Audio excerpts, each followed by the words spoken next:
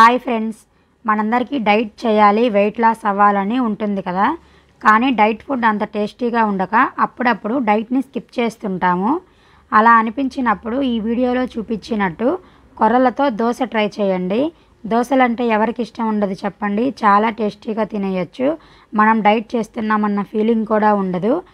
మరి ఇంకా లేట్ చేయకుండా రెసిపీ చూసేద్దాం. ముందు మనం పప్పులు నానబెట్టుకోవాలి. 3 గ్లాసుల కొర్రలకి 1 గ్లాస్ చాయ్ గుళ్ళు, 1 గ్లాస్ అటుకులు తీసుకోవాలి. చాయ్ గుళ్ళను కొర్రలను కడిగి నానబెట్టుకోవాలి. కొర్రలు నానటానికి టైం పడుతుంది. 6-7 గంటలన్నా నానబెట్టుకోవాలి.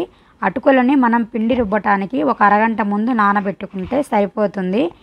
7 గంటల తర్వాత నానబెట్టిన కొర్రలు, చాయ్ గుళ్ళు, అటుకులని మిక్సీ జార్లో తీసుకొని కొద్దిగా నీళ్లు పోసుకొని మెత్తగా మిక్సీ పట్టి ఒక గిన్నెలో పిండిని వేసి పులయబెట్టుకోవాలి. చలికాలం అయితే 6 గంటలు పిండి పులిస్తే సరిపోతుంది. ఎండాకాలం అయితే 2 గంటలు పులయబెట్టుకోవాలి. ఇంకా మనం నెక్స్ట్ దోశలు వేసుకోవటమే. దోశలు వేసే ముందు ఉప్పు, అవసరమైతే కొద్దిగా నీళ్లు పోసి పిండి కలుపుకొని పెనంపై దోశలా వేసుకోవాలి. నేను కొంచెం ఆయిల్ వేస్తున్నాను. ఆయిల్ వద్దనుకుంటే స్కిప్ చేయొచ్చు. 2 వైపులా మంచి కలర్లో కాలిన తర్వాత సర్వ్ చేసుకోవటమే. టమాటా చట్నీ కానీ పల్లీ చట్నీతో కానీ తింటుంటే ఇది డైట్ ఫుడ్ అన్న ఫీలింగ్ అస్సలు ఉండదు. చాలా టేస్టీగా ఉంటాయి.